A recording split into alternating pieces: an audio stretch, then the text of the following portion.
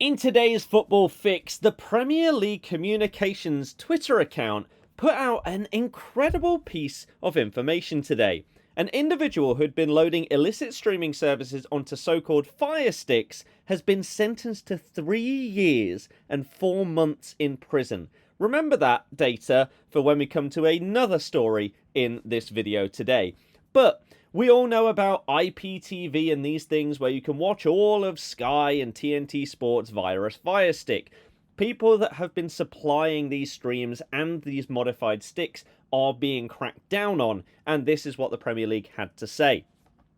Onto so-called Fire Sticks in quotes, even though that's exactly what they are, a separate concurrent sentence of 2 years and 3 months for accessing and viewing the content he was supplying is really interesting, because is that the kind of sentence that normal people would get?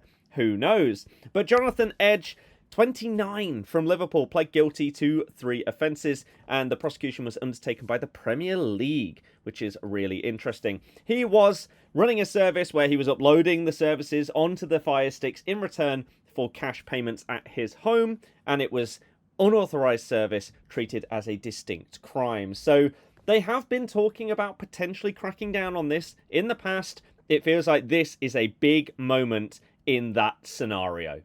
In other criminal news in the sport today, we have something very different. Wissam Ben Yedder, who has been playing in Ligue 1 for many years now, has been found guilty of sexual assault whilst intoxicated, and this has been reported by some of the highest regarded sources in France. He receives a 2-year suspended prison sentence, has a fine, has to pay the victim, and a 6-month ban on his driver's licence.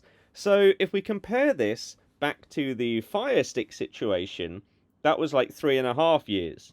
This is 2 years, and he doesn't actually have to serve this unless he commits another similar crime in that time frame.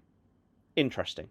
Tyrone Milijas has finally returned for Manchester United. It's been 534 days since he last played for the club. Tonight, he was back in action with the under-21s in the EFL Trophy representing Man United. An interesting transfer under Erik ten Hag, where he seemed to pick up injuries, but then even when returning from said injuries, he disappeared, and nobody understood why he wasn't playing. There weren't really any club updates on him, but he is now back. Is it a coincidence that Ten Hag has gone and now he is going to get playtime again? Who knows? But the main thing is, he's back, ready for Ruben Amorim's arrival. Ruben Amorim himself did meet some of his players for the first time today at the training ground. The likes of Kobbie Mainoo, Mason Mount, Luke Shaw and Lenny Yoro have met their new manager before he gets underway after the current international break. Followed by the very unfortunate news that Marc Calon, who is a part of Real Madrid's academy, has decided to retire at the age of just 19 years old. He suffered an ACL injury a couple of years ago, and during said surgery, bacteria entered the cartilage of the joint, causing a rare infection, and he has not been able to fully recover from that surgery. Really devastating news for an upcoming prospect that was potentially going to be pushing towards Real Madrid's senior team in the coming years. Unfortunately, has to retire.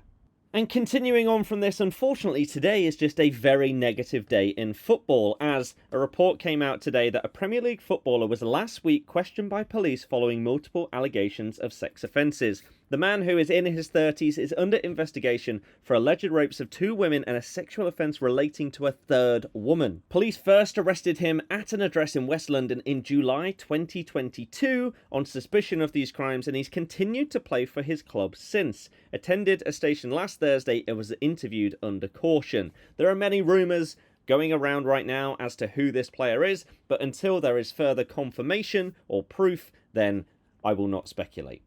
In more positive news, Liverpool are in talks with a number of players over extending their current deals. A lot has been made about the fact that under Arne Slot, will the players take to him? Will they sign new deals? Well, we have had more details in recent days that Mohamed Salah is a distance away from accepting a new contract, but it is in the works with Liverpool.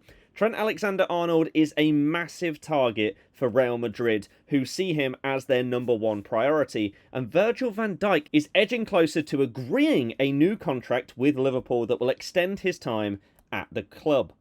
And finally today, news coming out about what happened behind the scenes with Real Madrid and the Ballon d'Or ceremony. One of the France football executives in charge of the Ballon d'Or apparently announced to a Real Madrid player that Vinicius Jr. would not win the award.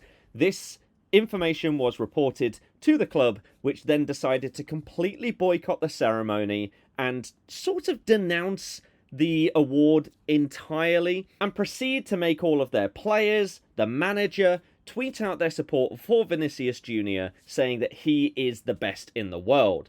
There were rumours that this did happen at the time, and that is why they were not attending, but now it seemingly is confirmed. That's it for today's Football Fix. See you tomorrow for more news.